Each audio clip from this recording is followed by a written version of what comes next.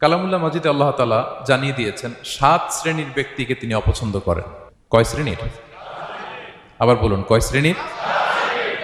জি, 7 শ্রেণীর ব্যক্তিকে আল্লাহ তাআলা অপছন্দ করেন। তো মানে আল্লাহ তাআলা তাদেরকে ভালোবাসেন না। আমরা আজকে এই 7 শ্রেণীর ব্যক্তি কারা তাদের ব্যাপারে জানার চেষ্টা করব এবং আমরা সতর্ক হয়ে যাব যে আমরা যেন তাদের অন্তর্ভুক্ত না হই। কি বলেন? কোন 7 শ্রেণীর ব্যক্তি, কোন অভাগা, কোন কপাল পোড়া সেই 7 শ্রেণীর ব্যক্তি যাদেরকে আল্লাহ তাআলা পছন্দ করেন না, ভালোবাসেন না, এই মর্মে তিনি কালামুল্লাহ মাজিদে ঘোষণা দিয়েছেন। এবং আমরা সতর্ক হওয়ার চেষ্টা করব এই বৈশিষ্ট্য যেন কশিনকালেও কভু আমাদের মধ্যে না আসে।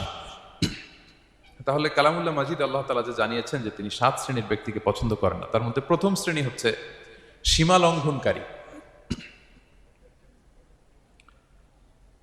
আরবিতে বলে আল মুআতাদুন। সীমা লঙ্ঘনকারী ব্যক্তিকে আল্লাহ তাআলা পছন্দ করেন না। লিমিট ক্রস করলে আল্লাহ তাআলা পছন্দ করেন না। লিমিটকে কেউ যদি ওভারস্টেপ করে, ক্রস করে, আল্লাহ তাআলা পছন্দ করেন না। সীমা লঙ্ঘনকে তিনি মোটেও পছন্দ করেন না। এবং মজার ব্যাপার হচ্ছে আল্লাহ কেউ কোনো অন্যায় করলেই সাথে সাথে পাকড়াও করেন না। কেউ ভুল করলেই আযাব দেন না। কেউ নাফরমানি করলেই আযাব পাঠান না। আল্লাহ অনেক সময় দেন, অনেক সময় দেন। শুধরে যাবার অনেক টাইম সে পায়, তারপরও যখন সে লিমিট ক্রস করে তখন আল্লাহ ধরেন। আল্লাহ সব সময় ধরে না, ধরলে ছাড়ে না। ধরে ধরে ধরে না, ধরলে আল্লাহ ছাড়ে না। আল্লাহ সব সময় ধরবে না। এবং যে সমস্ত জাতিগোষ্ঠীকে এই পৃথিবীতে আল্লাহ তাআলা আযাব দিয়ে ধ্বংস করেছেন, তাদের স্টোরি যদি আমরা খেয়াল করি, আমরা দেখব যে তাদেরকে আল্লাহ অনেক সুযোগ দিয়েছেন ভালো হওয়ার, শুধরে যাওয়ার। কিন্তু তারা আল্লাহর আদেশ অমান্য করতে করতে করতে করতে যখন লিমিট ক্রস করে ফেলছে, একটা সবকিছুর একটা লিমিট থাকে। কি বলেন? We all should know all limits. আপনাকে জানতে হবে যে আপনি কতটুকু পর্যন্ত করতে পারবেন, কতটুকু আপনার সীমানা। You should know your limit. এই লিমিটটা আপনার জানতে হবে। তারা যখন লিমিট ক্রস করেছে আল্লাহ আযাব দিয়েছে। আপনারা সামুদ জাতির নাম শুনেছেন? তাদের কাছে আল্লাহ তাআলা একজন নবী পাঠিয়েছিলেন, নাম হচ্ছে সালেহ আলাইহিস সালাম। আল্লাহ নবী সালেহ আলাইহিস সালাম, তিনি তাদেরকে দাওয়াত দিলেন যে হে আমার জাতিগোষ্ঠীর লোকেরা, এক আল্লাহর ইবাদত করো। তারা অবাধ্য হলো। তিনি সত্যের পথে আহ্বান করলেন, তারা এই কথা শুনলো না। একটার পর একটা আল্লাহর পায়গাম আসে, তারা অবাধ্য হয়, তারা অবাধ্য হয়, তারা আল্লাহ তাআলার আদেশকে মানে না। সবশেষে সামুদ গোত্র, তারা আবার খুব শক্তিশালী ছিল। তারা পাহাড় কেটে আর্কিটেকচার করে, ডিজাইন করে কিভাবে আবাসন তৈরি করতে হয় পাহাড়ি এলাকায়, মাউন্টেইন এলাকায় কিভাবে আবাসন তৈরি করতে হয়, এটার ব্যাপারে এক্সপার্ট ছিল। কিন্তু তারা সালেহ আলাইহিস সালামকে বলল, সালেহ তুমি পাগল, তুমি জাদুকর, তুমি যে আল্লাহর কথা বলছো আমরা মানবো এক শর্তে, যদি এই পাহাড়ের ভেতর থেকে 10 মাস গর্ভধারিণী একটা উট যদি বের করে আনতে পারো, এমন একটা শি ক্যামেল উট যদি বের করে আনতে পারো, যেই ওটের পেটের ভেতরে একটা বাচ্চা থাকবে এবং ওটটা পাহাড় থেকে বের হয়েই বাচ্চা ভূমিষ্ঠ করবে, এরপরে ওটের দুধ যেন আমরা খেতে পারি, তুমি যদি এটা দেখাইতে পারো তাইলে বুঝবো তুমি সত্য নবী। দোয়া করলেন, আল্লাহ আমার এই জাতি সামুদ, তারা তো চেয়েছে যে পাথর ভেতর থেকে যদি একটা উট বেরোয়, ওট যদি বাচ্চা দেয় আর দুধ দেয়, তাহলে তারা তোমাকে মেনে নেবে। আল্লাহ তুমি মেহেরবানি করে এই মিরাকেল, এই মুআজিজা তুমি তাদের দেখিয়ে দাও। আল্লাহ তাআলা দোয়া কবুল করলেন। হাজার হাজার মানুষের সামনে চাক্ষুষ দিবালোকের মুহূর্তে পাথর ভেঙে একটা উট বেরিয়ে এলো বিশাল আকৃতির, এবং 10 মাস গর্ভধারিণী উট, সাথে সাথে এই উট বেরিয়ে বাচ্চা প্রসব করবে, এবং সাথে সাথে এই ওলান থেকে উটের দুধ বেরোতে লাগলো। হাজার হাজার লোক এটার ওলান থেকে দুধ নিয়ে তারা তৃপ্ত হলো। আচ্ছা, এই মুহূর্তে তাদের কি করা উচিত ছিল বলেন তো?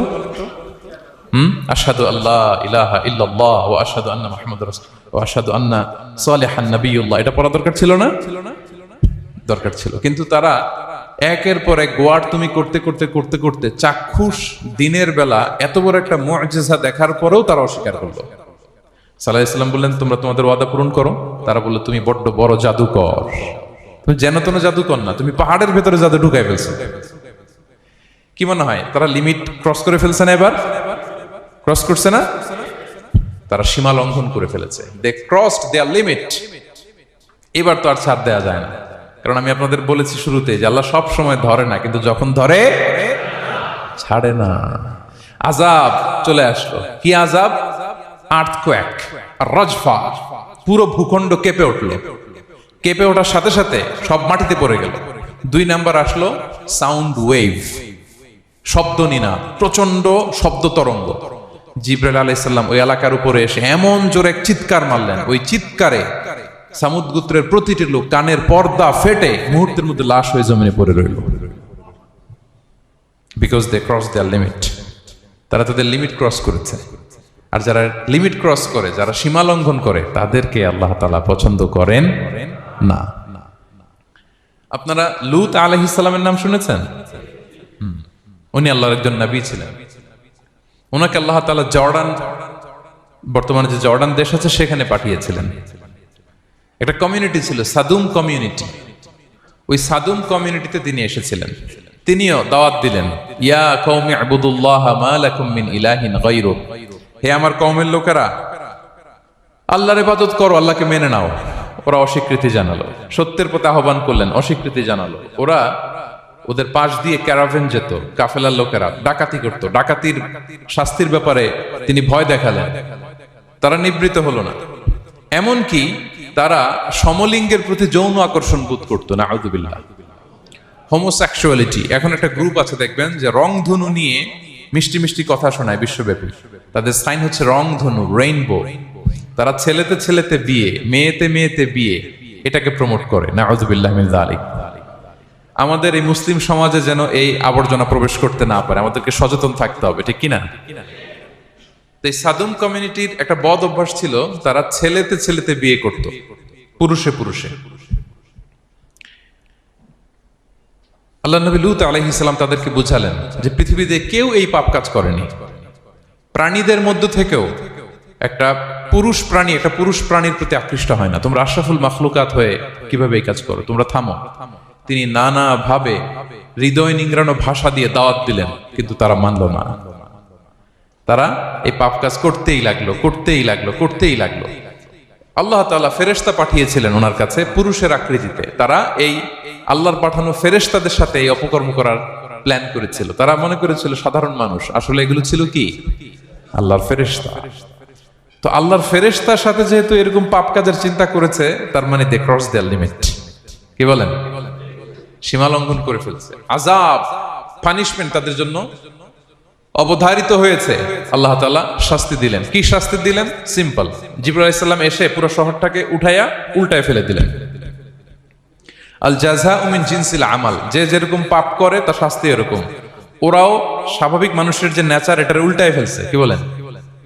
পুরুষ আকৃষ্ট হবে, সেক্সুয়াল অ্যাট্রাকশন ফিল করবে নারীর প্রতি, নারী পুরুষের প্রতি। এই যে নেচারকে উল্টাইছে না, আল্লাহকে তোদের শহরটারে উল্টাই দিলাম। জিবরাইল আলাইহিস সালাম এসে পুরো সাদুম শহরটাকে আকাশে উঠিয়ে একটা আছাড় মারলেন, আপসাইড ডাউন। উপরের অংশ চলে গেল নিচে, সব মাটির অতল গহ্বরে। ফাজআলনা আলিয়াহা সাফিলাহা ওয়া আমতারনা আলাইহিম মিন সিজারাতিন মিন সিজিলিম মানদুদ। আল্লাহ বললেন, উপরের অংশ নিচে নিয়ে নিলাম, পুরো শহরটারে উল্টে দিলাম, আর পাথর বৃষ্টি বর্ষণ করলাম, সব শেষ।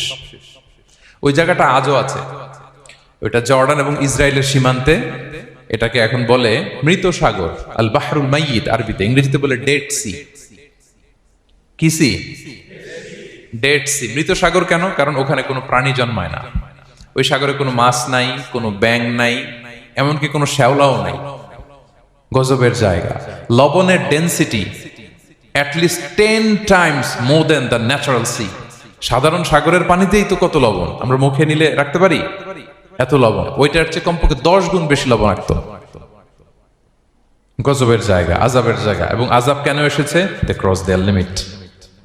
তারা সীমা লঙ্ঘন করেছে। আর ইন্নাল্লাহা লা ইউহিব্বুল মুতাদিন, আল্লাহ তাআলা সীমা লঙ্ঘনকারীকে পছন্দ করেন না। আরেকজন নবীর কথা বলে এই পয়েন্টটা শেষ করি। মুসা আলাইহিস সালাম, ফেরাউনের হেদায়েতের জন্য আল্লাহ তাআলা মুসা আলাইহিস সালামকে পাঠিয়েছিলেন। তিনি নানাভাবে তার ভাইকে নিয়ে দাওয়াত দিতে লাগলেন, কিন্তু ফেরাউন এই কথা মানে না। ফেরাউন বলে, তুমি যে নবী, প্রমাণ কি? মুসা আলাইহিস সালাম বলেন, দেখো এই যে আমার হাতে লাঠি। উনি এমন নবী ছিলেন, উনি লাঠি মাটিতে রেখে দিলে ওটা মুহূর্তে সাপ হয়ে যেত। তো মাটিতে তিনি লাঠি রাখলেন, এটা মুহূর্তে সাপ হয়ে গেল, যে এই যে আমি নবী। মানে না, বললেন আরো কিছু দেখা। তো মুসা আলাইহিস সালাম বগলের এখান থেকে হাত উঁচু করলে নূরের ঝলকানি হাতের মধ্যে দেখা যেত, উনি নূরের ঝলকানি দেখালেন, এরপরও মানে না। এরকম একটার পর একটা আল্লাহ নবী মুসা আলাইহিস সালাম মুআজিজা দেখাতে লাগলেন, কিন্তু ফেরাউন মানে না। শুধু মানে না এতটুকুই না, সবশেষে আল্লাহ নবী মুসা আলাইহিস সালামকে অ্যাসাসিনেশন, হত্যার পরিকল্পনা করলো তারা, যে বনি ইসরাইল মুসা এবং মুসার অনুসারী যারা আছে দুনিয়া থেকে সরাই দিতে হবে, ধরো মুসারে ধরো, মুসার অনুসারীদের ধরো। ধাওয়া পাল্টা ধাওয়া শুরু হলো। আল্লাহ নবী মুসা আলাইহিস সালাম বনি ইসরাইলকে নিয়ে বাঁচার জন্য ছুটলেন, ছুটতে ছুটতে সামনে লোহিত সাগর। দেখেন, একে তো আল্লাহর বিধান মানে নাই, এরপরে একটার পর একটা মুআজিজা আসলো, সেটাও মানে নাই, এখন নবীরে হত্যার জন্য ছুটছে। কি মনে হয় সীমালঙ্ঘন হয়েছে? একটু হয়েছে না অনেক? আল্লাহু আকবার। আল্লাহ বলেন ফাআগরাকনাল আখারিন, আমি মুসা এবং বনি ইসরাইলকে বাঁচাই দিলাম, ফেরাউন সহ তার দলবলকে সাগরে ডুবায় মারলাম। শুধু ডুবাই মারে নাই, আল্লাহ বলে ফাল ইয়াউমা নুনাজ্জিকা বিবাদানিকা লিতাকুনা লিমান খালফাকা আয়া।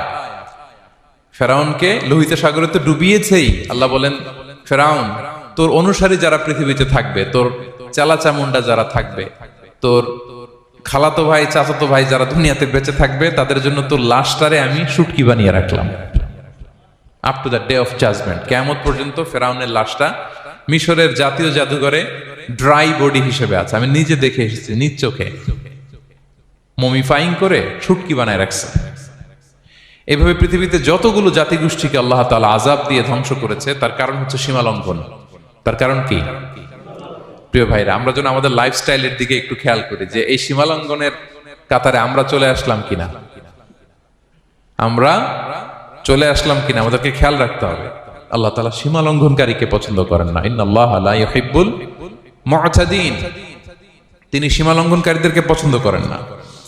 এমনকি রাসূলুল্লাহ সাল্লাল্লাহু আলাইহি ওয়াসাল্লামের বায়োগ্রাফি যদি আমরা খেয়াল করি, আমরা দেখব যে তিনি যখন যুদ্ধের জন্য অভিযান পরিচালনা করতেন, দল পাঠাতেন, সেনাবাহিনী পাঠাতেন, তখন তাদেরকে বলতেন খবরদার যুদ্ধের ময়দানে সীমালঙ্ঘন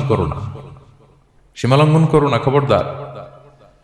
যুদ্ধে যদি কেউ হেরে যায়, বন্দীদের সাথে খারাপ আচরণ করো না। ওরা হেরে গেছে বন্দী, আপনি চাইলে তার কান কেটে দিতে পারবেন, নাক কেটে দিতে পারবেন, আকৃতি বিকৃতি করতে পারবেন না। বিষ্ণু ইসলাম বললেন খবরদার সীমালঙ্ঘন করো না। যেখানে যুদ্ধে গিয়েছো ওই এলাকার শিশুদেরকে মেরো না, ওই এলাকার নারীদেরকে মেরো না, ওই এলাকার পাদ্রীদের গায়ে হাত তোলো না। সন্ন্যাসীতে যারা ইবাদত করে ওদের তো দোষ নাই, সিভিলিয়ান নাগরিক, তাদের গায়ে হাত তোলো না, খবরদার। গবাদি পশুর গায়ে হাত তুলবে না, এগ্রিকালচারাল প্রোডাক্ট জ্বালিয়ে দিও না। সুবহানাল্লাহি বিহামদিহি। কি রহমতের নবী ছিলেন! সীমা লঙ্ঘন যেন না করে বিষ্ণু ইসলাম অভিযান প্রেরণের আগে তিনি স্পষ্ট বলে দিতেন খবরদার কেউ সীমা লঙ্ঘন করবে না। যারা তোমাদের বিরুদ্ধে অস্ত্র তুলেনি তাদের বিরুদ্ধে অস্ত্র তোলা যাবে না, কারণ ইন্নাল্লাহা লা ইউহিব্বুল মুআতাদিন, আল্লাহ তাআলা সীমা লঙ্ঘনকে পছন্দ করেন না। প্রিয় ভাইরা, তাহলে যেই 7 শ্রেণীর ব্যক্তিকে আল্লাহ তাআলা পছন্দ করেন না, তার প্রথমটা আমরা জেনে গেলাম। তারা কারা? সীমা লঙ্ঘনকারী। আমি কিন্তু প্রায় এরকম জিজ্ঞেস করব এবং সব শেষে আপনাদেরকে নিয়ে রিভাইজ করব। তাহলে 1 নম্বরে আমরা পেলাম তারা কারা। মেহেরবানি করে সবাই বলবেন একসাথে, তারা কারা? তারা সীমা লঙ্ঘনকারী, তারা তাদের লিমিট ক্রস করে, তাদেরকে আল্লাহ তাআলা পছন্দ করে না। সো আমরা আমাদের লাইফের সাথে একটু মিলিয়ে নেই যে আমরা আমাদের কোন ক্ষেত্রে সীমা লঙ্ঘন করি কিনা একটু খেয়াল করেন। আমার যে দায়িত্ব আছে আমি কি সীমা লঙ্ঘন করি কিনা? আমার স্ত্রী আমার দায়িত্বে, তার সাথে সীমা লঙ্ঘন করি কিনা? আমার ভাতিজি অনেকের আছে ইয়াতিম, তার বাবা মারা গেছে, তার সব সম্পত্তির দায়ভার আমার উপর দেয়া, আমি ওইখানে তাকে ঠিকঠাক মতো সব দেই কিনা, সীমা লঙ্ঘন করি কিনা? হ্যাঁ, ক্ষমতা পেলে সীমা লঙ্ঘন করি কিনা? কি মনে হয় আমরা ক্ষমতা পেলে সীমা লঙ্ঘন করি কিনা? হ্যাঁ, করে হ্যাঁ, মানে যেইখানে ডাক্তারের কাছে যাই বলে ডাক্তার সাহেব আমার এইখানে ফোড়া, সারা দেহের যেই কোনো জায়গায় ধরতে পারেন, এইখানে ধরেন না, তো এইখানে না ধরলে ভালো হবে? ফোড়া যেইখানে, ট্রিটমেন্ট তো ওইখানে দিতে হবে, কি বলেন? রোগ যেখানে ওষুধও সীমা লঙ্ঘন। দায়িত্ব পেলে আমরা সীমা লঙ্ঘন করি। এমনকি আমরা যারা ইবাদত করি, অনেকে ইবাদতেও সীমা লঙ্ঘন করি, ইবাদতেও না। ভারসাম্য থাকতে হবে, পরিমিতি বোধ থাকতে হবে। এবং মজার ব্যাপার হচ্ছে আল্লাহ তাআলা দোয়া এবং জিকিরের ক্ষেত্রে এই কথাটা উল্লেখ করেছেন যে তোমরা দোয়া জিকিরের ক্ষেত্রে সীমা লঙ্ঘন করো না। আল্লাহ তাআলা বলেন উদউ রাব্বাকুম তাদাররুআ ওয়া খুফিয়া ইন্নাহু লা ইউহিব্বুল মু'তাদিন। তোমরা আল্লাহকে ডাকো কেমন ভাবে? তাদাররুআ ওয়া খুফিয়া, সবিনয়ে গোপনে। সবিনয়ে ডাকো, চুপিসারে ডাকো, গোপনে গোপনে ডাকো, অল্প আওয়াজে ডাকো। কারণ কি? ইন্নাল্লাহা লা ইউহিব্বুল মু'তাদিন, আল্লাহ সীমা লঙ্ঘনকারীদেরকে পছন্দ করেন না। তাহলে আপনি যদি দোয়া করেন আল্লাহর কাছে, যখন জিকির করবেন বিনীতভাবে, চুপিসারে, সবিনয়ে, বিষ্ণু ঈসা ইসলাম যেভাবে শিখিয়েছেন ওইভাবে জিকির করবেন। নাকি জিকির করতে করতে মানুষের কাঁধে উঠবেন? উঠবেন না? ওঠে ওঠে, হ্যাঁ ওঠে। দেখেন আল্লাহ তাআলা যেইখানে 3 ফোঁটা দেওয়া দরকার 3 ফোঁটা দেয়, যেখানে 1 ফোঁটা ওইখানে 1 ফোঁটা দেয়। আল্লাহ তাআলা ইন্নাহু লা ইউহিব্বুল মু'তাদিন, আল্লাহ সীমা লঙ্ঘনকে পছন্দ করেন না। এই কথাটা ঢুকাইছে কোথায়? দোয়া আর জিকিরের মধ্যে। কারণ আল্লাহ জানে আল্লাহর কিছু বান্দা থাকবে তারা দোয়া এবং জিকিরের সময় কি করবে?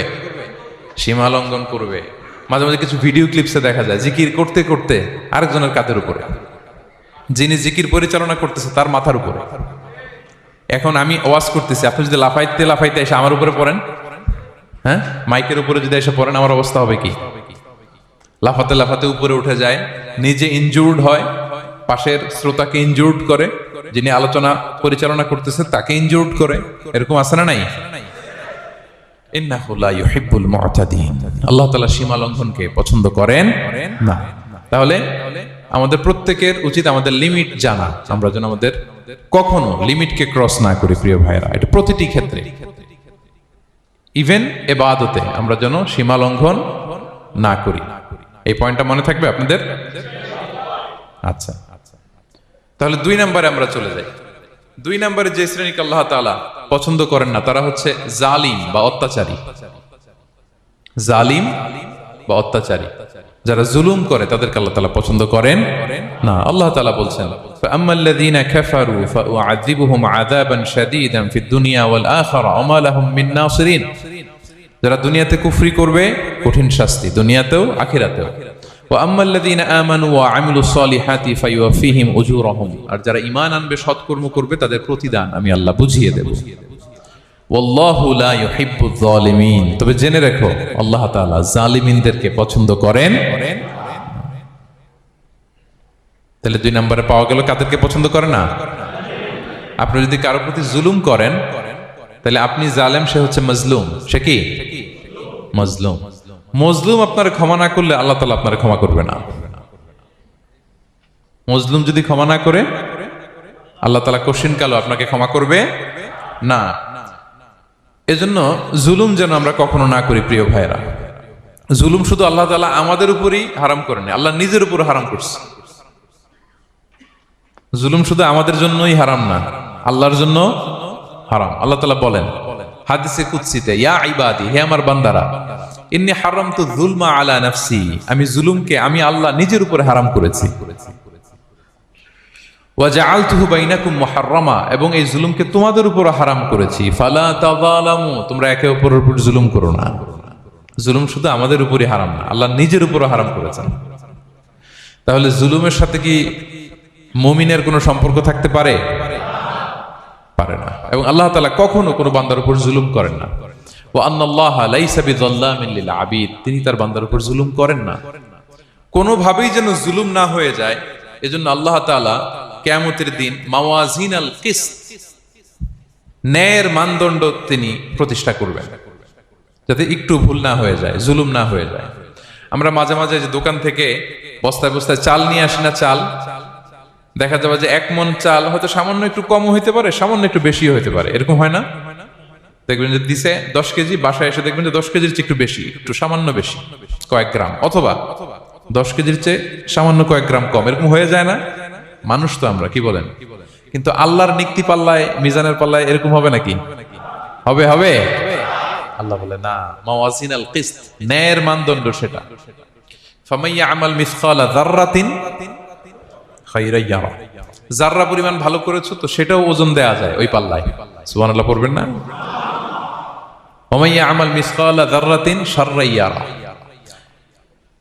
অনুপরিমাণ খারাপ করেছো সেটাও ওজন দেয়া যায়। কারণ ওয়া আন্নাল্লাহা লাইসা বিযাল্লামিন লিল আবিদ, তিনি বান্দার উপর জুলুম করেন না। তিনি এমন পাল্লা দিছে যাতে জুলুম না হয়। আমাদেরটাই ভুল হয়ে যেতে পারে, ওনারটাতে ভুল হলে চলবে না, কেউ জিতে যাবে, ঠকে যাবে। কি বলেন? জাররা কাকে বলে? জাররা, জাররা মানে এত ছোট জিনিস, এত ক্ষুদ্র জিনিস যেটা খালি চোখে দেখা যায় না। বাংলাদেশের উদাহরণ দিলে বুঝতে পারবেন ভালো। বাংলাদেশের শীতের সিজনের কথা মনে আছে আপনাদের? না মালয়েশিয়া এসে সব খাই ফেলাইছেন?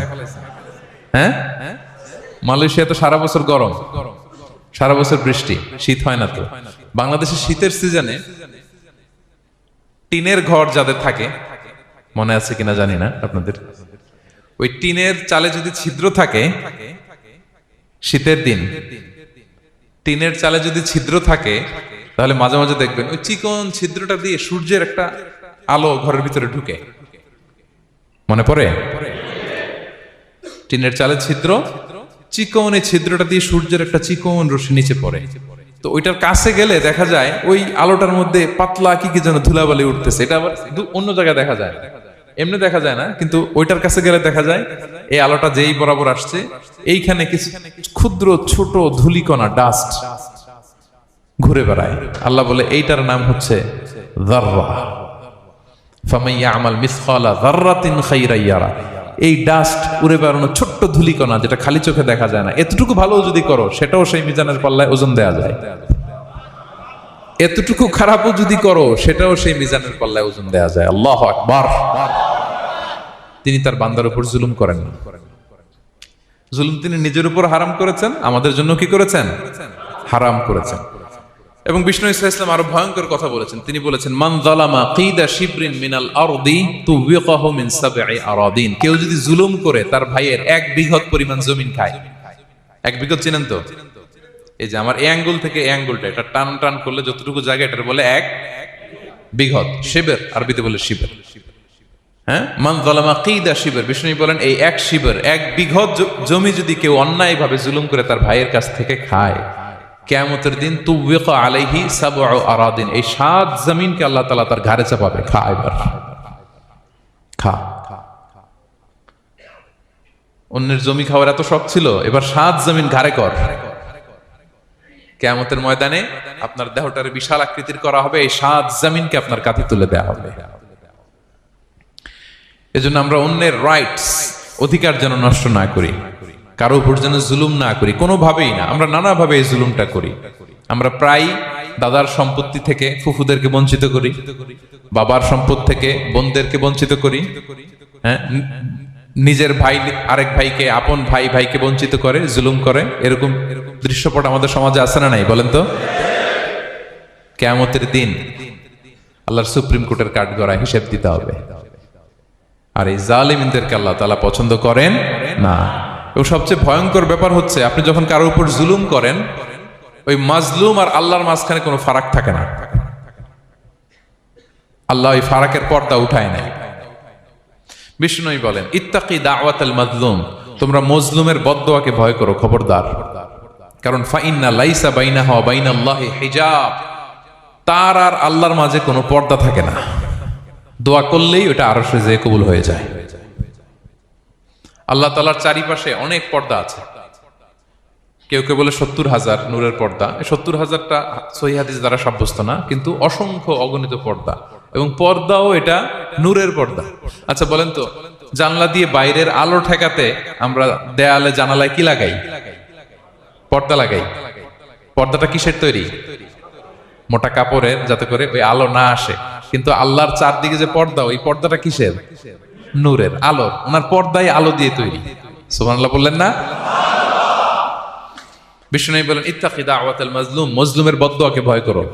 ফাইন্না লাইসা বাইনাহা ওয়া বাইনাল্লাহি হিজাব, কেউ যখন মজলুম হয়ে কেঁদে বদদোয়া করে, তার আর আল্লাহর মাঝে ওই পর্দা থাকে না। বদদোয়া করছে, ডাইরেক্ট কবুল। খবরদার আমার পেনাঙ্গের ভাইয়েরা, আমরা যেন জালিম না হই।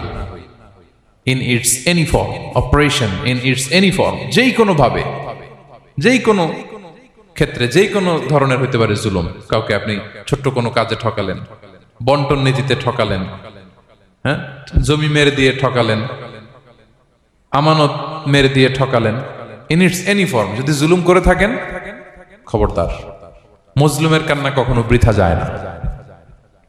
মুসলিমের কান্না কখনো বৃথা যায় না। জীবনের কোনো না কোনো সময়ে এর প্রায়শ্চিত্ত আপনাকে করতে হবে। জীবনের কোনো না কোনো সময়ে এর প্রায়শ্চিত্ত করে আপনাকে মরতে হবে। তাহলে কোন বিশ্বাসী কি জালিম হতে পারে? কারণ ইন্নাল্লাহ লা ইউহিব্বুল যালিমিন, আল্লাহ তাআলা জালিমদেরকে পছন্দ করেন না। তাহলে জুলুমের সাথে আমাদের কোনো সম্পর্ক আছে? হ্যাঁ, কোনো সম্পর্ক আছে। তাহলে দুই শ্রেণীর ব্যক্তির কথা আমরা জানলাম যাদেরকে আল্লাহ পছন্দ করেন না। এক নাম্বার, প্রথমটা কি ছিল? সীমা লঙ্ঘনকারী, লিমিট যে ক্রস করে, ইন্নাল্লাহ লা ইউহিব্বুল মুআতাদিন। দুই নাম্বার কি জানলাম? হ্যাঁ, জালিম, অত্যাচারী, অপ্রেসর, অপ্রেসরকে আল্লাহ তাআলা পছন্দ করেন না। তাহলে এই দুইটারে আমরা নো বলে দিলাম আজকের এই কনফারেন্স রুমে। আওয়াজ করে বলেন তো সবাই, নো। এই লিমিট ক্রস আর জুলুম নো, চলে গেছে, খালাস। এবার তিন নম্বরে দেখি আল্লাহ কাদেরকে পছন্দ করেন না। তিন নম্বরে আল্লাহ তাআলা অহংকারী, দাম্ভিক লোককে পছন্দ করেন না। অহংকারী, আমাদের তো অহংকার টহংকার নাই না? আছে? অহংকার আছে? কিসের অহংকার বলেন? টাকার, আর ক্ষমতার, আর সৌন্দর্যের, আর হ্যাঁ পাওয়ার, সোশ্যাল পাওয়ার। এই যে অহংকার, অহংকারের খাঁচা থেকে মুক্ত রাখো আমাদেরকে তুমি প্রভু হয়ে। পড়েন আমিন। এটা একটা ভয়ঙ্কর খাঁচা। আচ্ছা, অহংকার করার আমাদের আছে কি বলেন তো?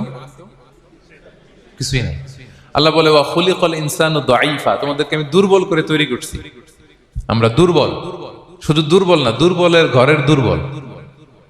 আমার বাপ ছিল দুর্বল, আমার দাদা ছিল দুর্বল, আমরা 14 গোষ্ঠী কি? হাল আতা আলাল ইনসানি হিনুম মিনাদ দাহরি লাম ইয়াকুন শাইআম মাযকুরা। আল্লাহ বলেন একটা সময় ছিল উল্লেখ করার মতো তোমার কিছুই ছিল না। আজকে তো এত লম্বা চওড়া মানুষ, আমরা কিছুই ছিলাম না। আমার বর্তমানে বয়স চলে 36, 37। তা আজ থেকে 37 বছর আগে আমি কি ছিলাম? আমার অস্তিত্বই ছিল না, আমার কোনো নাম ছিল না, আমার কোনো গ্রাম ছিল না, আমার কোনো অ্যাড্রেস ছিল না, আমার কোনো পরিচিতি ছিল না। আজ থেকে আরো 37 বছর পরে একটু খেয়াল করেন তো, এখন তো 37, আরো 37 ধরেন বাঁচলাম। এরপরে আমি দুনিয়া, দুনিয়া থাকবে কিন্তু আমি নাই। আজকে কার জন্য আটকে আছে দুনিয়ার কাজ বলেন তো? আপনার দাদার জন্য, আপনার নানার জন্য। তো আপনাকে লাগে কেন? আপনাকে লাগে? লাগে না তো আমাকে। আমি দুনিয়া, একদিন কিছুই ছিলাম না। আল্লাহ বলেন হাল আতা আলাল ইনসানি হিনুম মিনাদ দাহরি লাম ইয়াকুন শাইআম মাযকুরা। তুমি কিছু ছিলা, একটা সময় কিছুই ছিলা না, উল্লেখ করার মতো তুমি কিছুই ছিলা না। অস্তিত্বহীনের জগৎ থেকে তোমাকে আমি অস্তিত্বে আনলাম। তোমার বাবার পৃষ্ঠদেশ থেকে তোমার মায়ের গর্ভাশয়ে আমি তোমাকে ফেললাম। সেখানে আমি আল্লাহ তোমাকে একটু একটু করে তিলে তিলে বড় করলাম। 9 মাস 10 মাস পরে মায়ের পেট থেকে দুনিয়াতে তুমি আসলে। দেখেন তো দুনিয়ায় আসার পর আমাদের অবস্থাটা কি? কাপড় নাই, চোপন নাই, এভাবে চলে আসছি। আসার পরে কেউ যদি মুখে খাবার তুলে দেয় তাইলে খাইতে পারি, হ্যাঁ, তাও লিকুইড খাবার, এদিক দিয়ে দিলে এদিক দিয়ে পড়ে যায়, খালি মুছতে হয়। মেহমান একজন এসে আদর করে কোলে নিচে পেশাব করে দিছি ভরাইয়া, আছে না নাই? হয়েছে না, হয়েছে না? এরকম আদর করে একটা কোলে নিছেন, এখনই না ডায়াপার আসছে মিয়া। আজ থেকে 10 বছর আগে এগুলো ছিল নাকি? প্যাম্পাস ডায়াপার ছিল, এই কাঁথা টাথা নিয়ে কোলে নেওয়া লাগতো, এরপরে দিছে ওদিক দিয়ে জামা টামা ভিজে শেষ। ইভেন রাসূল সাল্লাল্লাহু আলাইহি ওয়াসাল্লামের কোলে এরকম বাচ্চারা পেশাব করে দিছে, এরকম হাদিস আছে। আদর করে মায়েরা বাবারা আসলেই তো তার বাচ্চাকে রাসূল সাল্লাল্লাহু আলাইহি ওয়াসাল্লাম কোলে দিতেন, পেশাব করে দিতেন। তো কার কোলে উঠছে এটাও জানি না, পেশাব করে ভরাই দিচ্ছে। পেশাব পায়খানা করে শয়লাভ। লিকুইড দিলে খেতে পারি, শক্ত কিছু খেতে পারি না। এই তো আমি, এই তো আমার ক্ষমতা। একজন যে বললেন ক্ষমতার অহংকার, এই তো ক্ষমতাটা তো এতটুকু। এরপরে যখন জোয়ান হয়েছে, এখন তো জোয়ান, এখানে একটা ভূমিকম্প হইলে কি অবস্থা হবে বলেন তো জোয়ানদের? হ্যাঁ, কাঁপতে কাঁপতে সব শেষ। একটা ভূমিকম্প, একটা তুফান হলে ওটার বিরুদ্ধে দাঁড়াতে পারি না। একটা তুফান, রাস্তায় টায়ার পাংচার হলে লাফ দিয়ে উঠি। ক্ষমতা আমার, আমার নাকি ক্ষমতার অহংকার। কি দুর্বল আমরা, হ্যাঁ? কুকুর আমাদেরকে কামড় দিলে আমরা কুকুরের কামড়ও দিতে পারি না। ঠিক কিনা? মশা যে কামড়া, এটা ধরতে না পারলে কিছু করতে পারি? কামড় মাইরা দিছে দৌড়। বল্লা পোকা এসে যদি কামড় দিয়ে দৌড় দিয়ে কিছু করতে পারেন? তো কিসের কিসের ক্ষমতা আপনার? এরপর আবার যদি 70-80 বছর হায়াত পাই, আবার আগের মতো যেখানে বসি ওইখানেই ডাইরেক্ট। আছে না নাই? বয়স যখন 80 হয়ে যায় আর থাকে শরীরের কন্ট্রোল, আবার যেখানে বসে ওইখানেই পেশাব পায়খানা। খাবার দিলে খাইতে পারি, পিঠটা বাঁকা হয়ে কুজু হয়ে গেছে, এর নাকি আবার অহংকার সাজে? অহংকার সাজে? অহংকার সাজে একজনের, আওয়াজ করে বলতে হবে তিনি কে? 3 নম্বরে অহংকার দাম্ভিককে আল্লাহ পছন্দ করেন না। প্রিয় ভাইরা, আল্লাহ বলেন কারুনের ঘটনাকে আল্লাহ এখানে এনেছেন। আল্লাহ বলেন ইন্না কারুনা কানা মিন কওমি মূসা। কারুন ছিল মুসা আলাইহিস সালামের কওমের লোক। মুসা আলাইহিস সালামের কাজিন ছিল মূলত। কারুন নামে একজন সম্পদশালী ছিল। মিশরের রাজধানী কায়রো থেকে 100 কিলো দূরে ফাইয়ুম নামে একটা জেলা আছে, ওখানে তার বাড়ি ঘর। আমি দেখে এসেছি, কয়েকবার গিয়েছে। তো ফাবাগা আলাইহিম, সে মানুষের উপর চড়াও হলো। ওয়া আতাইনাহু মিনাল কুনুজি মা ইন্না মাফাতিহাহু লাতানু বিল উসবাতি উলিল কুওয়া। আল্লাহ বলেন এই কারণকে আমি এত সম্পদ দিয়েছি, এত বেশি ছিল তার সম্পদ, সম্পদগুলো যে সে আলমারির ভিতরে রাখতো, ওই আলমারির যে চাবি হইতো, এই চাবিগুলোরে ওজন করার জন্য, কাঁধে নেওয়ার জন্য 10 জন পেশি শক্তি পুরুষ লাগতো। আলমারি রাখার জন্য না, কি রাখার জন্য? আলমারি ভর্তি যে সোনা দানা গহনা, ওইটার যে চাবি, ওই চাবিগুলা বহন করতে একদল পেশি পুরুষ লাগতো, এত সম্পদ। তো তাকে এলাকার লোকেরা বলেছিল খলালাহু কওমুহু লা তাফরাহ, হে কারণ তুমি গর্ব করো না। কারণ তাকে বলছিল মুসা আলাইহিস সালাম যাকাত দাও, সে বলতেছে আমি যাকাত দিব কেন? এই সম্পদ তো আমার। ইন্নামা উতিতুহু আলা ইলমিন ইনদি, আমি আমার বুদ্ধি খাটায় এই সম্পদ কামাইছি, আমার সম্পদ আমি খাবো, আমি যাকাত দিব কেন? আল্লাহ বলেন ইন্নাল্লাহা লা ইউহিব্বুল ফারিহিন, কারণ তুমি অহংকার করলে আমি আল্লাহ অহংকারকে বরদাস্ত করি না, অহংকারীদেরকে আমি আল্লাহ পছন্দ করি না। আমি অহংকারকে পছন্দ করি না, অহংকারকে আল্লাহ তাআলা পছন্দ করেন না। কি হয়েছিল কারণের নসিবে? আল্লাহ বলেন ফাখাসাফনা বিহি ওয়া বিদারিহিল আরদ ফামা কানা লাহু মিন ফিআতি ইয়ানসুরুনাহু মিন দুনিল্লাহ ওয়া মা কানা মিনাল মুনতাসিরিন। আল্লাহ বলেন সে যখন অহংকার দেখালো, আমি কারুনকে আর কারুনের সব সম্পদ মাটির ভেতরে দাবিয়ে দিলাম, মুহূর্তেই দাবিয়ে দিলাম। সহিহ বুখারীতে এসেছে ইয়াতাজালজালু ফিল আরদ, প্রতিদিন 1 বিঘত করে কারুন জমিনের ভিতরে যেতেই থাকবে, যেতেই থাকবে, যেতেই থাকবে কিয়ামতের আগ পর্যন্ত। আল্লাহু আকবার। কারণ অহংকার করেছিল। আল্লাহ বলে আমি অহংকারীদের পছন্দ করি না। সূরা লোকমানে আল্লাহ বললেন ওয়ালা তুসাইর খাদ্দাকা লিন্নাস, মানুষ থেকে মুখ ফিরিও না। ওয়ালা তামশি ফিল আরদা মারাহা, জমিনে অহংকার ভরে হেঁটো না। ইন্নাল্লাহা লা ইউহিব্বু কুল্লা মুখতালিন ফখুর, আল্লাহ তাআলা অহংকারীদেরকে, দাম্ভিকদেরকে পছন্দ করেন না। এই যে আমি বলছি যে 7 শ্রেণীর লোককে আল্লাহ পছন্দ করেন না, এটা আমার মন গড়া বানানো কথা না। প্রতিটি কথার পেছনে কোরআনের যুক্তি আছে। কোরআনে আল্লাহ তাআলা বলছেন আল্লাহ অহংকারীদেরকে পছন্দ করেন না। ইংরেজিতে কি বলে? ইগো আছে আমাদের, হ্যাঁ ইগো, এটা ছেড়ে ফেলতে হবে, অহংকার করা যাবে না। আমার প্রিয় ভাইয়েরা একটু মনোযোগী হন, এই আয়াতের তাফসীরটা একটু সংক্ষেপে বুঝিয়ে দেই। আল্লাহ তাআলা বলছেন ইন্নাল্লাহা লা ইউহিব্বু কুল্লা মুখতালিন ফখুর, আল্লাহ কোন মুখতাল আর ফাখুরকে পছন্দ করেন না। মুখতাল আর ফাখুর মানে কি? মুখতাল মানে যে অহংকার করে মনে মনে।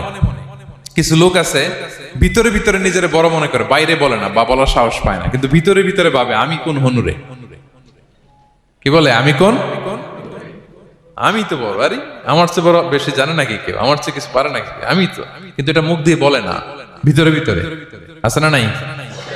এদেরকে আরবিতে বলে মুখতাল। কি বলে? মুখতাল। আরেকজন ফখুর, সে শুধু ভিতরে না, এটা প্রকাশ্যে বলে বেড়ায়, এটা আরো ডেঞ্জারাস। ফখুর সে আরো খারাপ, সে প্রকাশ্যে তার অহংকার প্রদর্শন করে, বলে বেড়ায় যে আমি বড়, আমি বড়, আমি বড়। এই আমি বড় কথাটাই সবচেয়ে ভয়ঙ্কর। আমি বড় কথাটাই সবচেয়ে ভয়ঙ্কর।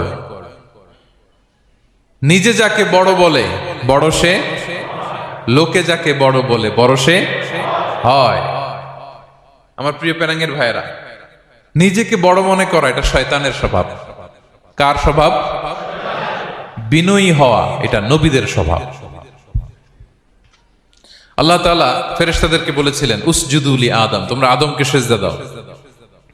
ফাসাজাদাল মালাইকা কুল্লুহুম, সবাই সিজদা দিল ইল্লা ইবলিস, কে ছাড়া? ইবলিস ছাড়া। সে নিজেকে বড় মনে করেছিল, শয়তান। কিভাবে? সে লজিক খাটাইলো আল্লাহর সাথে। সে লজিক দিয়ে আল্লাহর বলে, আল্লাহ ক্বালা আনা খায়রুম মিনহু, আল্লাহ আমি কেন সিজদা দেব? আমি তো আদমের চেয়ে শ্রেষ্ঠ, আমি বড়। আল্লাহ বলতেছে তুমি বড়? কেমনে বড়? শয়তান বলে খলাকতানি মিন নার, আপনি আমারে বানাইছেন কি দিয়ে? আগুন দিয়ে। ওয়া খলাকতাহু মিন তিন, আর আদমকে বানিয়েছেন মাটি দিয়ে। কি দিয়ে? মাটি দিয়ে। আগুনের ধর্ম দাউ দাউ করে উপরের দিকে কি করে? ওঠে। আর মাটি ঢিলা রেখে দিলে নিচে পড়ে যায়। তো সে যুক্তি দিয়ে বলতেছে আল্লাহ ঊর্ধ্বগামী কোন জিনিস তো নিম্নগামী কোন জিনিসের কাছে মাথা নোয়াতে পারে? যুক্তি, মনে রাখবেন, যুক্তি সব জায়গায় খাটে। আপনার অফিসের যে বস, মালয়েশিয়ান ভাষায় বসরে কি বলেন আপনারা? ওকে, তোকে। এই আপনার তোকের সামনে যে আপনি লজিক খাটাইলে হবে? বস যেটা বলে ওইটাই ফাইনাল। তো আল্লাহ তাআলা আদেশ করেছিলেন সেজদা করার। সে সেজদা করলেই ভালো করতো, কিন্তু সে যুক্তি দিল আল্লাহ আমি শ্রেষ্ঠ, তাকে বানাইছেন মাটি দিয়ে, আমারে বানাইছেন আগুন দিয়ে, আমি কেন মাথা নত করব? আমি বড়। আমি বড় বলার সাথে সাথে দৃশ্যপট পাল্টাই গেল। আল্লাহ বলে বের হ, ফাখরুজ, বের হ, তুমি অভিশপ্ত, তুমি লানত প্রাপ্ত, তোমার স্থান হবে জাহান্নাম। তুমি নিজেকে বড় মনে করেছো, তাইলে বড় মনে করা এটা শয়তানের স্বভাব। কার স্বভাব? তা আমরা নিজেকে বড় মনে করব কখনো? আরো জোরে বলেন, করব? বিষ্ণু ঈসা ইসলাম নিজে নিজে ছোট থাকতে চাইতেন। তিনি দোয়ায় বলতেন আল্লাহুম্মা জাআলনি ফি আইনি সাগীরা ওয়া ফি আ'য়ুনিন নাসি কাবীরা, আল্লাহ আমার চোখে আপনি আমারে ছোট বানান, আল্লাহ মানুষের চোখে আপনি আমারে বড় বানান। বিশ্বনবী নিজের চোখে নিজে ছোট থাকতেন, কিন্তু গোটা বিশ্বের মানুষের চোখে বড় হয়েছেন না? কত বড়? রাফা'না লাকা যিকরাক, আল্লাহ বলে আমি যেখানে অতটুক পর্যন্ত উঠাইছি আপনারে। কোন নবীর নিচে উপরে? কথা বলেন, কোন নবীকে শেষ পর্যন্ত উঠাইছে? সুবহানাল্লাহ। নবী হে আমি যদ্দূর আপনার উঠাইছে অদ্দূর, ওই পর্যন্ত নিয়ে গেছে সাক্ষাতের জন্য। সুবহানাল্লাহ। প্রত্যেক নামাজে বিশ্বনবীর উপর দুরূদ আছে না নাই? কিয়ামত পর্যন্ত বিশ্বনবীর প্রতি ভালোবাসা আমাদের পক্ষ থেকে আছে না নাই? আছে। আল্লাহ তাআলা ওনাকে বড় করেছেন। এজন্য নিজের চোখে আমরা নিজে ছোট থাকবো। আপনি যদি বড় হন এটা মানুষ বলবে। কে বলবে? আপনিই বলবেন? বলা যাবে না। এবং বিষ্ণু ঈসা ইসলাম কিছু টেকনিক আমাদের শিখিয়েছেন, কিছু টেকনিক আমাদের জানিয়েছেন। এই কাজ করলে তোমরা অহংকার থেকে মুক্ত থাকতে পারবে। এর মধ্যে একটা হচ্ছে আগে আগে সালাম দেওয়া। তিনি বলেন আল বাদিউ বিসসালামি বারিউম মিনাল কিবর, যে আগে আগে সালাম দেয় তার হৃদয় থেকে আল্লাহ অহংকার তুলে নেয়। আগে সালাম দিয়ে পারবেন? ফোন করলেই আগে কি বলবেন? বাসায় ঢুকেই আগে কি বলবেন? স্ত্রীকে আগে সালাম দিবেন, বন্ধুকে আগে সালাম দিবেন, বাসার কাজের লোকটাকে আগে সালাম দিবেন, আপনার ড্রাইভারকে আগে সালাম দিবেন, বাসার দারোয়ানটারে আগে সালাম দিবেন। ফকির একটা আসলে আপনি সালাম দিয়ে ফেলবেন। পারবেন? হৃদয় থেকে অহংকার ফেলে দিবে কে? আগে আগে আমরা সালাম দিব। এবং তার চেয়ে ভয়ঙ্কর কথা হচ্ছে বিষ্ণু ইসলাম বলেন যে লা ইয়াদখুলুল জান্নাতা মান কানা ফি কলবিহি মিসকালু হাববাতি খারদাল মিন কিবর, যার হৃদয়ে সরিষার দানা পরিমাণ অহংকার থাকে ওই ব্যক্তি কঠিন কালেও আল্লাহর জান্নাতে প্রবেশ করার সুযোগ পাবে না, কঠিন কালেও পাবে না। এর কারণ অহংকার আল্লাহর চাদর। অহংকার কার চাদর? আল কিবরিয়া রিদাই ওয়াল আযামাতু ইজারি, আল্লাহ বলে অহংকার আমার চাদর, বড়ত্ব আমার লুঙ্গি। যে এগুলো ধরে টান দেয় তারে আমি জাহান্নামে নিক্ষেপ করব। ফালা উবালি, আই ডোন্ট কেয়ার, আমি ওদিকে কেয়ার করি না, আমি তারে জাহান্নামে ফেলবো। সো অহংকার আমাদের সাজে না। আমি শুরুতেই তো বললাম, আমাদের লাইফ সার্কেলটা একটু দেখাইলাম না যে ছিলাম কই, অস্তিত্বহীন থেকে দয়া করে মায়া করে তিনি আমাকে অস্তিত্বে এনেছেন। কত ছোট্ট, কত ক্ষুদ্র, কত নগণ্য, কত দুর্বল ছিলাম আমরা। আবার যৌবনের একটা পিরিয়ড কাটিয়ে, যৌবনের সময় তো কতটা দুর্বলতা বললাম, আবার সে দুর্বল, মানে দুর্বল থেকে দুর্বল। এই হচ্ছে আমাদের লাইফ স্টোরি, লাইফ হিস্ট্রি। তাহলে অহংকার আমাদের সাজে, অহংকার তার সাজে যার কোনো ক্ষয় নাই, যার কোনো লয় নাই, যার কোনো অভাব নাই। হ্যাঁ, গোটা বিশ্ব তার মুখাপেক্ষী, তিনি কারো মুখাপেক্ষী না, ঠিক কিনা? গোটা বিশ্ব তার কাছে ঠেকা, তিনি কারো কাছে ঠেকা না, ঠিক কিনা? গোটা বিশ্ব তাদের সার্ভাইভালের জন্য তার প্রতি মুখ থুবড়ে পড়ে থাকে, তিনি কারোর জন্য বসে থাকা লাগে। অহংকার সাজে তার। আর এই আল্লাহর অহংকারের চাদর ধরে যে টান দেয়, আল্লাহ বলে ওরা আমি জাহান্নামে ফেলবো, আর তাদেরকে আমি পছন্দ করি না। আল্লাহ তাআলা অহংকারীদেরকে পছন্দ করেন না। তাহলে অহংকারকেও আমরা না বলে দিব, নো বলবো, নো। আওয়াজ করে বলেন নো। শুধু মুখে মুখে নো নাকি অন্তর থেকে? এই তো আজকের দিওয়ান কুলিয়ার বাইরে ফেলে দিছে আমরা অহংকার। কি বলেন পেনাঙ্গের ভাইরা? আর অহংকার করব? আপনি বিনয়ী হন, মান তাওয়াদা তারাফা। বিষ্ণু বলেন যে নিচু হয় আল্লাহ ওর টাইনা উঁচু করে। আপনি বিনয়ী হবেন, আল্লাহ আপনার উঁচু করবে। আর আপনি উঠতে চাবেন, এক থাপ্পড় মেরে জমিনে আল্লাহ মিশাই দিবে। এজন্য বড়ত্ব, দাম্ভিকতা এটা আল্লাহর পোশাক, আমরা যেন তার পোশাক ধরে টান না দেই। এই পয়েন্টটা কি সবার কাছে ক্লিয়ার? আচ্ছা, কয়টা গেল? এক নম্বরে কি ছিল? হ্যাঁ, সীমা লঙ্ঘনকারীকে আল্লাহ তাআলা পছন্দ করেন না। দুই নাম্বার, এই তো মনে রাখছেন, মাশাআল্লাহ, অনেক এনার্জেটিক অডিয়েন্স, খেয়াল রাখছে। আর শুরুতে বলছিলাম তো, মনে রেখে দিছে, এজন্য যে ধরবে তো মাঝখানে। আচ্ছা, জালিমকে আল্লাহ পছন্দ করেন না। এইমাত্র যেটা বললাম, তিন নাম্বার,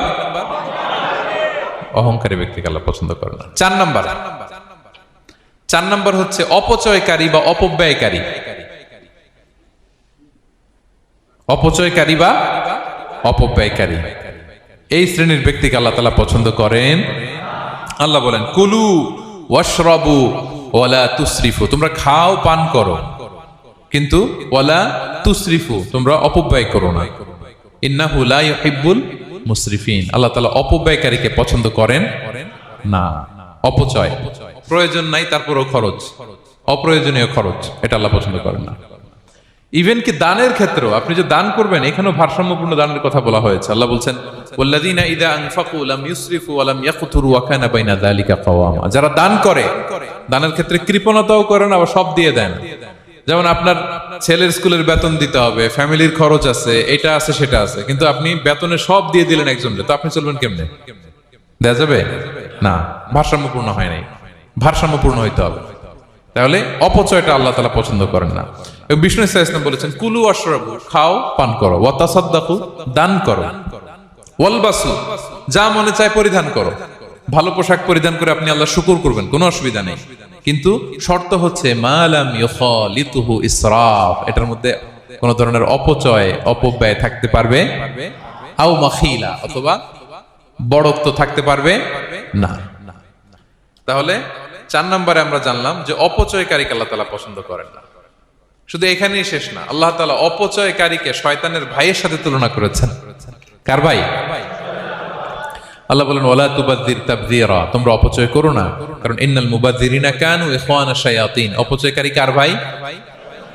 ওয়া কানা শাইতানু লিরাব্বিহি কাফুরা, শয়তান তার প্রভুর ব্যাপারে অকৃতজ্ঞ। তাহলে আমরা জানলাম অপচয়কারী কার ভাই? আচ্ছা বলেন তো, বুঝে শুনে উত্তর দিন। যিনি শয়তানের ভাই, উনি নিজেও একটা কি? বলে ফেলছেন আপনারাই, আমি আর কি বলবো। যারা আল্লাহ শয়তানের ভাই বানাইছে, ও নিজেও একটা কি? তাহলে এটা যেন আমরা না করি। আমরা যেন পরিমিতি বোধ যেন আমাদের ব্যয়ের ভেতরে থাকে। এই আয়াতগুলোতে আমরা দুইটা শব্দ পাই, একটা ইসরাফ আর একটা তাবযীর। ইন্নাল্লাহা লা ইউহিব্বুল মুসরিফিন, আর জায়গা ওয়ালা তুবাযযির তাবযীরা। দুটোই হারাম পেনাঙ্গের ভাইয়েরা। পার্থক্যটা কি? পার্থক্য হচ্ছে ইসরাফ মানে হচ্ছে বৈধ বা হালাল কোনো ক্ষেত্রে প্রয়োজনাতিরিক্ত ব্যয় করা, হালাল। হালাল, কিন্তু আপনি অতিরিক্ত খরচ করছেন। বাসায় আম লাগবে 2 কেজি, কয় কেজি? 2 কেজি হলে সুন্দর খাওয়া যায়। নিয়ে আসছেন 10 কেজি, কয় কেজি? 3 দিন পরে এগুলো পচে টচে নষ্ট হয়েছে, অপচয় হয়েছে না? কিন্তু আম কিনা হালাল না হারাম? আম খাওয়া হালাল না হারাম? তাহলে এই যে হালাল জিনিসে প্রয়োজনাতিরিক্ত যে খরচ করছেন, এটাকে বলে ইসরাফ, এটা নিষেধ। আরেকটা আল্লাহ যেটা আরো ভয়ঙ্কর, শয়তানের ভাই বানাইছে আল্লাহ যে কারণে, ওটার বলে তাবযীর। ওটা কি? তাবযীর হচ্ছে অবৈধ বা হারাম কোনো ক্ষেত্রে প্রয়োজনাতিরিক্ত ব্যয় করা। এমনি কাজটা হারাম। এমনি কাজটা কি বলেন তো? মদ খাওয়া কি? এখন ট্রাক ভর্তি করে মদ নিয়ে আসছেন। নাচানাচির অনুষ্ঠানে ফান্ডিং করা কি? অশ্লীলতা, নৃত্য প্রদর্শনের এরকম একটা প্রোগ্রাম হবে নারীদের, এটাতে ফান্ডিং করাটা কি? হারাম। এখানে আপনি হাত খুলে দান করছেন, এটার বলে তাবযীর। তাহলে ইসরাফও হারাম, তাবযীরও হারাম। দুইটার মধ্যে বেশি হারাম হচ্ছে তাবযীর। যে তাবযীরের কারণে আল্লাহ তাআলা তাকে শয়তানের ভাই বলেছেন। তাহলে অপচয়ের সাথে আমাদের কোনো সম্পর্ক, আমরা একটু গলা ফাটিয়ে অপচয়কে নো বলে দিব। আওয়াজ করে বলেন নো। আজকে থেকে আর কোনো অপচয় নাই। আজকে থেকে অপচয় নাই। বিশ্বনবী সাল্লাল্লাহু আলাইহি ওয়াসাল্লাম একবার আম্মাজান আয়েশা রাদিয়াল্লাহু তাআলা আনহার ঘরে ঢুকলেন। ফাওয়াজাদা কিসরাতা খুবজিন মুলকাতিন আলাল আরদ। আম্মাজান আয়েশার ঘরে ঢুকেই দেখলেন এক টুকরো রুটি মাটিতে পড়ে আছে। কোথায় পড়ে আছে? ফাগাদিবান নবী, নবী সাল্লাল্লাহু আলাইহি ওয়াসাল্লাম রেগে গেলেন। তিনি রাগান্বিত হলেন, প্রচন্ড রেগে গেলেন। রেগে আম্মাজান আয়েশাকে বললেন, আয়েশা, এই যে আল্লাহর রিজকে তুমি নষ্ট করছো, আল্লাহর রিজিকের মূল্যায়ন করতে শেখো আয়েশা।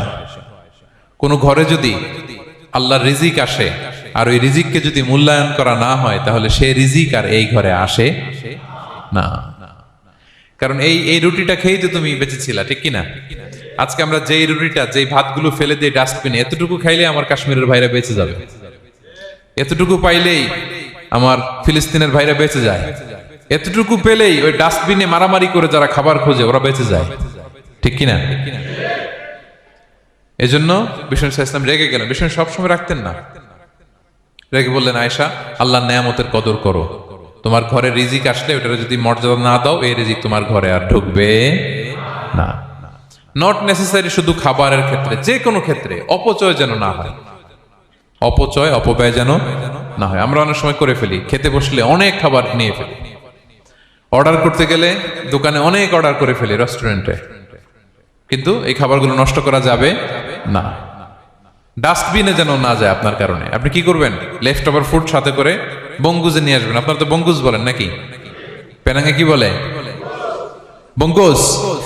হ্যাঁ, টেক অ্যাওয়ে বা বঙ্কুজ বললে ওরা বঙ্কুজ দিবে, নিয়ে আসবেন, বাসায় এনে রাতে খাবেন, তারপরের দিন খাবেন, অথবা কাউকে দিয়ে দিবেন। কিন্তু খাবার নষ্ট করা চলবে, কারণ ইন্নাল্লাহা লা ইউহিব্বুল মুসরিফিন, আল্লাহ তাআলা অপচয়কারীকে পছন্দ করেন।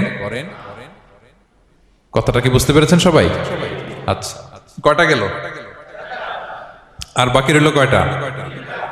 5 নাম্বার, খেয়ানতকারী। আমানতের খেয়ানত যে করে, বা বিশ্বাসঘাতক, আমানতের খেয়ানত যে করে। অনেক লম্বা কথা, আমি যেহেতু সময় কম শেষ করে দিচ্ছি। ইন্নাল্লাহা লা ইউহিব্বুল খাইনিন, আল্লাহ তাআলা খেয়ানতকারীকে পছন্দ করেন। বিশ্বাসঘাতকতা যে করে, আল্লাহর কথা বাদ দেন, আমাদের সমাজে বলেন, কেউ যদি বিশ্বাসঘাতকতা করে আমরা পছন্দ করব? করব না, তাকে কেউ পছন্দ করে না। ইন্নাল্লাহা লা ইউহিব্বু মান কানা খাওয়ানান আসীমা, পাপী খেয়ানতকারীকে আল্লাহ পছন্দ করেন না। এবং মুনাফিকের আলামত রাসূল সাল্লাল্লাহু আলাইহি ওয়াসাল্লাম বলেছেন, কি দেখে মুনাফিক চিনবা? তিনি বলেছেন 3 জিনিস দেখে মুনাফিক চিনবা। 1, ইযা হাদ্দাসা কাযাবা, মুনাফিক কথা বললে মিথ্যা বলে। কথা বললে কি করে? ওয়া ইযা ওয়াআদা আখলাফা, ওয়াদা করলে খেলাফ করে। 3 নম্বরে ওয়া ইযা আতুমিনা খানা, মুনাফিকের কাছে আমানত রাখলে খেয়ানত করে। আমানতের খেয়ানত, এটা মুনাফিকের আলামত। শুধু মুনাফিকের আলামতই না, এটা কিয়ামতের একটা আলামত। আল্লাহ বলেন, ইন্নাল্লাহা ইয়া'মুরুকুম আন তুআদ্দুল আমানাতি ইলা আহলিহা, আল্লাহ তাআলা আদেশ করেছেন আমানতের যে হকদার তার হাতে তার আমানত পৌঁছে দাও। আদেশটা কার? সবাই বলুন, আদেশ কার? আল্লাহর। আমানতের খেয়ানত, এটা মুনাফিকের আলামত এবং কিয়ামতের আলামত। এক বেদুইন এসে রাসূল সাল্লাল্লাহু আলাইহি ওয়াসাল্লামকে বলল, ইয়া রাসূলুল্লাহ, মাতা সাআ, কিয়ামত কবে হবে? কি কবে হবে? কিয়ামত কবে হবে? রাসূল সাল্লাল্লাহু আলাইহি ওয়াসাল্লাম বললেন, ইযা দুইয়াতিল আমানাতু ফান্তাযিরিস সাআ, যখন আমানতের খেয়ানত শুরু হবে সমাজে তখনই কিয়ামত হবে। সে বলল, ইয়া রাসূলুল্লাহ কাইফা ইদাআতুহা, আমানতের খেয়ানত আবার কেমনে হয়? সহজ সরল মানুষ, আমানতের খেয়ানত হয় কেমনে? বিষ্ণু বললেন, ইদা উসিদাল আমরু ইলা গায়রি আহলিহি ফান্তাযিরিস সাআ, যে লোক যেই কাজের যোগ্য নয় তাকে যখন সেই কাজে বসিয়ে দেয়া হবে তখনই কিয়ামত হয়ে যাবে। এখন এটা আছে না নাই সমাজে বলেন? হ্যাঁ, যে যেই কাজের যোগ্য না সেই কাজ সে পায় না। সবাই বলেন তো, যে যেই চেয়ারে বসার যোগ্যতা রাখে না ওই চেয়ারে সে বসে কি বসে না? নেতা হওয়ার যোগ্যতা নাই, নেতা হয়ে গেছে। পদের যোগ্যতা নাই, পদ পেয়ে গেছে। চাকরির যোগ্যতা নাই, ওই যে উপর থেকে ফোন আসছে, ফোনের ঠেলায় চাকরি হয়ে গেছে। দেশেরও 12টা বেজে গেছে। এইভাবেই আমানতের খেয়ানত হয়। প্রিয় ভাইরা, আমানত ব্যাপারটা অনেক বড়। অনেকে মনে করে, আপনারা কি বোরিং হয়ে যাচ্ছেন? আর অল্প, আর ম্যাক্সিমাম 10 মিনিট। প্রিয় ভাইরা, আমানত এই ব্যাপারটা অনেক বড়। অনেকে মনে করে, একজন আমার কাছে একটা মোবাইল রেখে গেছে, বলছে ভাই এই মোবাইলটা আগামী সপ্তাহে এসে নিয়ে যাবে। তো অনেকে মনে এইটাই শুধু আমানত, অনেকে ভাবে। বা 10,000 রিঙ্গিট রেখে বললো 3 দিন পরে এসে আমি টাকাটা তোমার কাছ থেকে নিব। তো আপনি দিয়ে দিলেন, এটা তো আমানতদার হলেনি। কিন্তু শুধু এতটুকু আমানত নয় প্রিয় ভাইয়েরা আমার। আল্লাহ তাআলা আমাদেরকে যা দান করেছেন তার সবই আমানত, সবকিছুই আমানত। এই যে আমাকে আল্লাহ জ্ঞান দিয়েছেন, এই জ্ঞানটা আমানত। যাদেরকে আল্লাহ পরিচিতি দিয়েছেন, পরিচিতি এটা আমানত। আমার অর্থ, আমার সন্তান, আমার ক্ষমতা, আল্লাহর দেয়া প্রতিটি নিয়ামতই আমানত। এবং এই আমানতের ব্যাপারে আল্লাহ তাআলা জিজ্ঞেস করবেন। আপনি একটা প্রতিষ্ঠানের প্রধান, এই প্রতিষ্ঠান আপনার কাছে আমানত। আপনি মসজিদের সভাপতি, এই মসজিদ আপনার কাছে আমানত। আপনি চেয়ারম্যান, এই ইউনিয়ন পরিষদটা আপনার কাছে আমানত। কি বলেন? আপনি MP, member of the parliament, এই নির্বাচনী এলাকাটা আপনার কাছে আমানত। আপনি রাষ্ট্রপ্রধান, পুরো রাষ্ট্রের প্রতিটি ইঞ্চি আপনার কাছে কি? এই আমানতের খেয়ানত যখন হবে, বিষ্ণু বললেন তখনই কিয়ামতের অপেক্ষা করো, ফান্তাযিরিস সাআ, কিয়ামত হয়ে যাবে। তাহলে খেয়ানতকারীকে আল্লাহ তাআলা পছন্দ করেন না, আমানতের খেয়ানতকে পছন্দ করেন। আর আমানত এটা ব্যাপক বিষয়। আমার জ্ঞান, আমার ক্ষমতা, আমার পরিচিতি, আমার সন্তান, আমার স্ত্রী, সবকিছু আমানত। এবং এগুলোর ব্যাপারে আল্লাহ তাআলা আমাদেরকে জিজ্ঞেস করবেন। কয়টা গেল? তাহলে খেয়ানতকে আমরা নো বলে দিব। আওয়াজ করে বলেন নো। একটা সাথে আমাদের সম্পর্ক নেই। 6 নম্বরে হচ্ছে ফাসাদ সৃষ্টিকারী, বিশৃঙ্খলা সৃষ্টিকারী। সমাজে যারা বিশৃঙ্খলা সৃষ্টি করে তাদেরকে আল্লাহ পছন্দ করেন না। আল্লাহ বলেন, ইন্নাল্লাহা লা ইউহিব্বুল মুফসিদিন, আল্লাহ তাআলা ফাসাদ সৃষ্টিকারীদেরকে কখনো পছন্দ করেন না। সমাজে নানাভাবে, সামাজিকভাবে ফাসাদ, রাজনৈতিকভাবে ফাসাদ, অর্থনৈতিকভাবে ফাসাদ, এই যত ফাসাদ বিশৃঙ্খলা আছে এগুলোর হোতা যারা, তাদেরকে আল্লাহ পছন্দ করে না। নানাভাবে দেখবেন যে সমাজে অনেকে ফাসাদ সৃষ্টি করে। আমাদের বাংলাদেশে কিছুদিন আগে কাঁচামরিচের দাম বেড়ে গেছে না? কেমনে বাড়লো? নিশ্চয়ই কেউ সিন্ডিকেট করছে, নিশ্চয়ই কেউ মজুদদারি করছে, নিশ্চয়ই এখানে কেউ ফাসাদ তৈরি করছে, ঠিক কিনা? প্রতিটি সেক্টরে আপনি খুঁজে দেখবেন ফাসাদ, হ্যাঁ, মারামারি, বিশৃঙ্খলা, ফাসাদ। এই কিছুদিন আগে এক নির্বাচনের প্রার্থীকে ধরে পিটাইছে, সবাই দেখলাম আমরা, তাই না? এটা ফাসাদ হয়েছে না? বিশৃঙ্খলা হয়েছে না? এই আপনি যদি ধরে ধরে বলেন, পরিবারে, সমাজে, রাষ্ট্রে, অর্থনীতিতে, বাজারে, প্রতিটি জায়গায় ফাসাদ আছে না নাই? আল্লাহ তাআলা বলেন, ইন্নাল্লাহা লা ইউহিব্বুল মুফসিদিন, এই ফাসাদ সৃষ্টিকারীকে আল্লাহ তাআলা পছন্দ করে না। মদিনাতে এই যে টিকিটের দাম, সুন্দর কথা বলছেন, টিকিটের দাম বাড়ায় যারা দেয়, সেম গোস টু দেম, তাদেরও একই কথা, ফাসাদ সৃষ্টিকারী আর মুফসিদুন। এই যে আমাদের হাজিদের এত টাকা লাগে কেন? 50,000 টাকার টিকিট হয়ে গেছে কয় লাখ? 2 লাখ, কয় 1 লাখ? হজে যারা গেছে 1,95,000 টাকা করে পড়ছে একজনের টিকিট। কিয়ামতের দিন আল্লাহর সুপ্রিম কোর্টের কাঠগড়ায় তোমাকে দাঁড়াতে হবে। পাই টু পাই সেদিন হিসেব নিয়ে আল্লাহ তাআলা ছাড়বেন, ঠিক কিনা? সেদিন হবে আসল খেলা। এখন তো আমরা মাইক পেলেই বলি খেলা হবে, কিন্তু আসল খেলা কবে? লক্ষ লক্ষ কোটি মানুষের সামনে আল্লাহ তাআলা আপনার এই গোমর ফাঁস করে দিবেন। আল্লাহ তাআলা আপনাকে অপমানিত করে ছাড়বেন। তাই কোনো ফাসাদের সাথে, বিশৃঙ্খলার সাথে মুমিনের কোনো সম্পর্ক থাকতে পারে? মদিনায় মুনাফিকেরা এই ফাসাদ তৈরি করত। যখন তাদেরকে বলা হতো তোমরা ফাসাদ করো কেন, ওয়া ইযা কিলা লাহুম লা তুফসিদু ফিল আরদ ক্বালু ইন্নামা নাহনু মুসলিহুন, তারা বলতো আরে ফাসাদ কি, আমরাই তো ভালো মানুষ, আমরাই তো ভালো মানুষ, আমরাই তো ভালো কাজ করি। আল্লাহ বলে না, আলা ইন্নাহুম হুমুল মুফসিদুনা ওয়ালাকিন লা ইয়াশউরুন, ওরাই ফাসাদ সৃষ্টিকারী, ওরাই ফাসাদ সৃষ্টিকারী, ওরাই সমাজে বিশৃঙ্খলা সৃষ্টিকারী। ওদের ভেতরে এক, বাইরে আরেক, তার নাম মুনাফিক, ঠিক কিনা? মুনাফিকের সহজ সংজ্ঞা কি জানেন? ভিতরে লালন করে একটা অনুভূতি বা ভাবে একটা, কিন্তু মুখ দিয়ে বলে, তার মানে ভেতরে এক বাইরে আরেক, তার নাম দুই মুখো সাপেরা।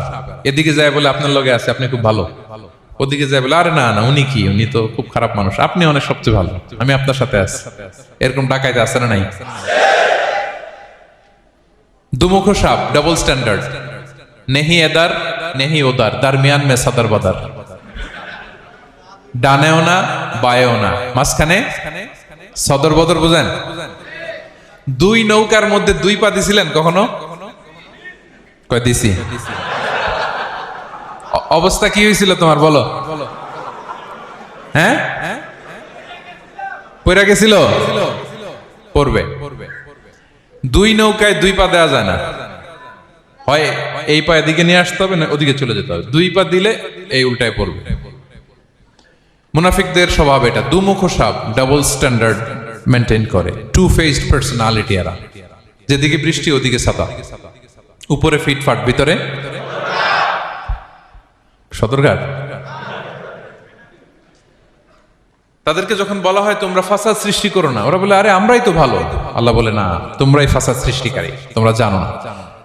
তো এই ফিতনা ফাসাদকে আল্লাহ হত্যার চেয়েও জঘন্য বলেছেন। তিনি বলেছেন আল ফিতনাতু আকবারু মিনাল কতল। এই ফিতনা সৃষ্টি করা, সমাজে পণ্যের দাম বাড়ানো, কাঁচামরিচের দাম বাড়ানো, অন্যের হক নষ্ট করা, টিকিটের দাম বাড়ানো, মজুদদারি করা, সমাজের স্বাভাবিক সামাজিক রাজনৈতিক ভারসাম্য যারা নষ্ট করে, এগুলো সব মুফসিদুন।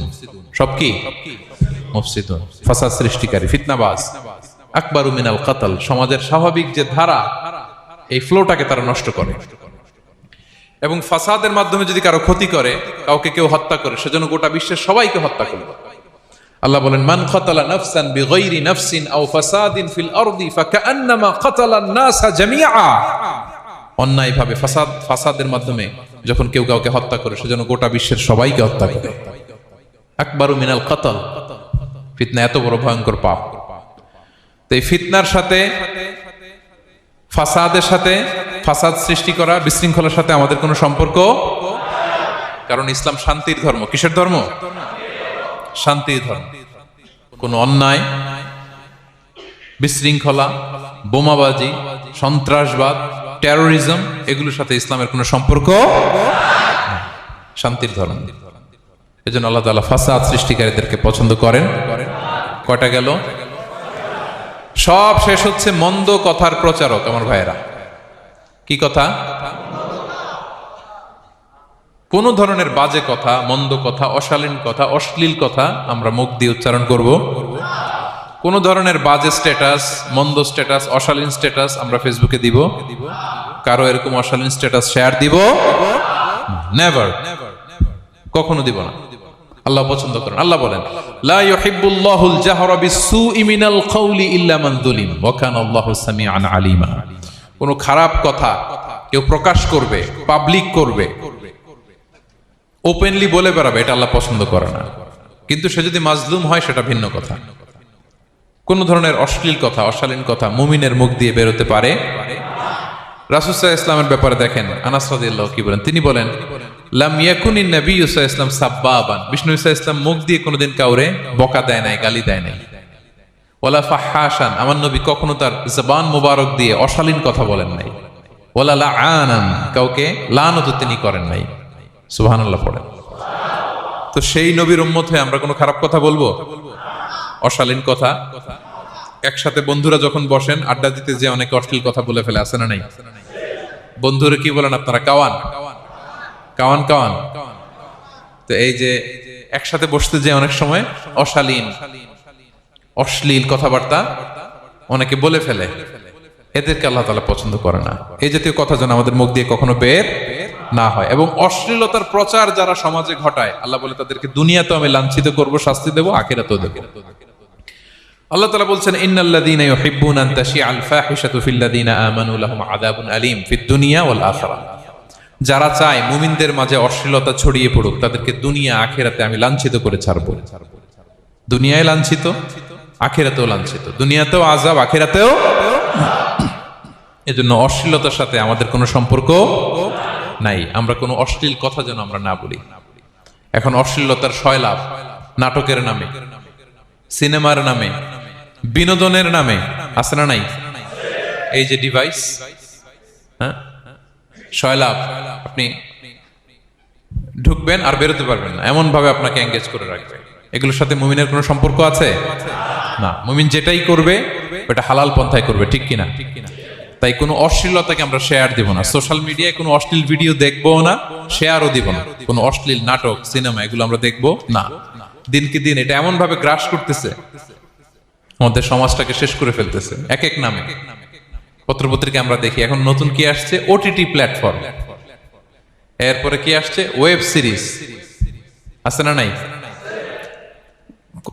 গত কিছুদিন আগে আমি সোশ্যাল মিডিয়া দেখলাম বিভিন্ন জনে স্ট্যাটাস দিচ্ছে, তৈ তৈ তৈ তৈ তৈ, বয়াম পাখি কই।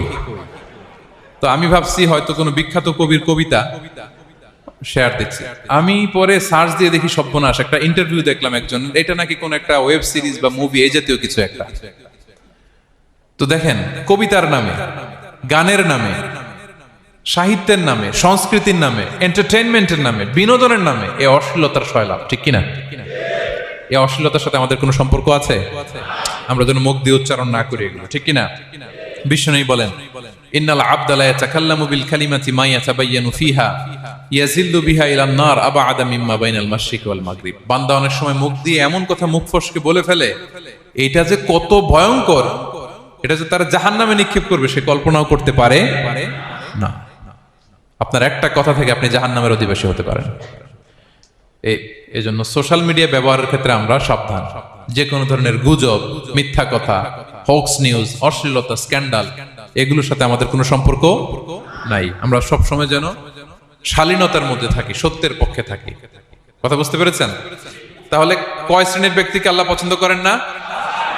1 নম্বরে সীমা লঙ্ঘনকারী, 2 নম্বরে জালিম, 3 নম্বরে অহংকারী, 4 নম্বর অপচয়কারী, 5 নম্বর খেয়ানতকারী, আমানতের খেয়ানত, 6 নম্বর ফাসাদ সৃষ্টিকারী, 7 নম্বর মন্দ কথা, অশ্লীল কথার যে প্রচার করে। এগুলো যারা করে এদের সাথে আমাদের কোনো সম্পর্ক। এই 7 শ্রেণীর লোককে আল্লাহ তাআলা অপছন্দ করেন। এগুলো কি আমাদের জীবনে থাকবে? এগুলো আমরা কি শুধু হল রুম থেকে বের করে দিব না, পুরো জীবন থেকে পারা যাবে? পারা যাবে?